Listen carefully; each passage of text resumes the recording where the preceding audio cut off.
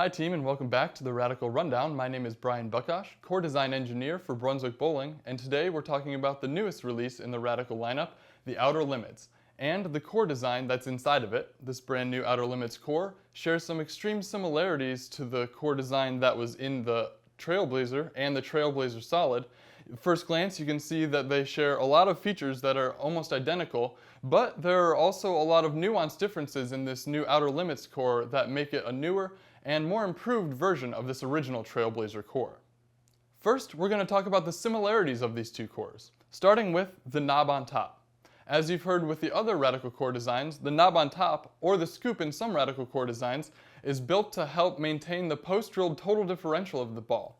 So, when you drill your fingers into this core, typically in a pin-up layout, in both of these cores, you're going to drill the fingers into the main core body, but miss the knob when you drill into it. When the knob is still there, that means the highest density portion of the core is still there. It maintains its height, and thus it maintains its differential after drilling, as opposed to drilling into the top of the core and hitting it immediately with the fingers in some core designs, in which case you'll lose total differential and flare potential in the post-drilled ball. So with your fingers drilled into the top of the core but missing the knob, and your thumb drilled into the front moment arm of this core, you're going to increase the intermediate differential of both of these cores by drilling into them. You do that by removing the knob mass material, making the core relatively skinnier compared to the height of the core, and what this is going to do is keep the post-drilled intermediate diff higher than the original undrilled ball. In the Outer Limits core design, there's actually a little less asymmetry built into it. This ball starts at an 051 total differential with an 014 intermediate differential, but in the max flip layout, this ball can go all the way up to an 059 026 after drilling. That's actually a lot less asymmetry that's built into this core before and after drilling than the original Trailblazer. The Trailblazer started at 052 020 and went up to an 062 032 after drilling. But this core was optimized for maximum back-end performance with a little more continuation than the Trailblazer. Even though this Outer Limits core has less intermediate differential before and after drilling, it's going to have a little more continuation on the back of the lane than this original Trailblazer core because we're using a new predictive analysis software program that's going to give us an idea of how this ball back ends and continues at the back of the lane before we even drill it and test it. Now, based on this data, it showed that a little less intermediate diff in this core is going to give us a strong mid-lane and back-end motion without being too jerk-stoppy or too forward off the back of the pattern. The last key feature that these two cores share in common is this boat at the bottom of the core. It concentrates mass under the center of mass of the entire core, and even though it's centered underneath the core in this vertical orientation sitting here on the table, in reality it kind of acts like a moment arm the same way that these knobs do, because when you tilt the core as if it's tilted on its axis, like when the bowler releases it, you'll see that it's at an off-axis orientation, and it's creating instability in the core as it wobbles. This instability actually creates a mass that helps the core rev up to its preferred spin axis, because this instability wants to right itself and stabilize itself faster.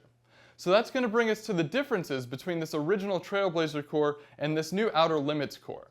Even though all of these features are effectively the same in terms of geometry, the sizes and shapes of them are different in nuanced ways that are going to help this Outer Limits perform a little better as the next-gen version of the original Trailblazer core.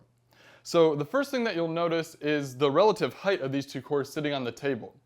Although their volumes are relatively similar, the height of this Outer Limits core is shorter overall. That allows us to pack even more mass into this bottom boat. And you'll see that when I tip these in any orientation, the size difference between the two boats at the bottom is quite substantial. So this is going to offer more mid-lane response and more back-end motion in this brand new Outer Limits core.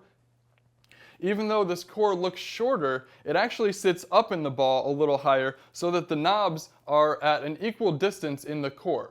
So this is more like the orientation in the ball, where the knobs both point to the PSA of the ball. They sit directly under the marked spin axis of the ball, so that way if you pick a long drilling angle layout, such as the max flip layout, in that example a 70-degree drilling angle, then you'll put your thumb right through these moment arms and you're going to get more post-drilled intermediate differential out of them.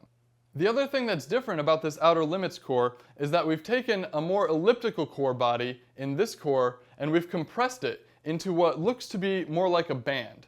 What this does is it concentrates more mass in the area of the mass bias, in the area of the PSA spun locator, so that way when you are drilling a strong layout, you're going to get as much core body mass drilled out as possible. What this does when you drill into it is it raises the RG of that axis. So for example, you're going to get more total differential and more intermediate differential because you're replacing the core body mass with air, raising the RG of the axis that you're drilling into. With this new predictive analysis tool, we're able to fine-tune existing core designs to make a new core design that results in improved ball motion and improved back-end performance on the lanes. That's all the information I have on this brand new Outer Limits core, the natural successor to the Trailblazer core. Join us next time when we're talking about all of the current asymmetrical cores in the Radical lineup. That's it for this Radical Rundown, but in the meantime, make sure you join us on all of our social medias, YouTube and Facebook. And while you're here, make sure you join the conversation on the Radical Fans group on Facebook as well. Once again, I'm Bryan Buckosh, and this has been the Radical Rundown.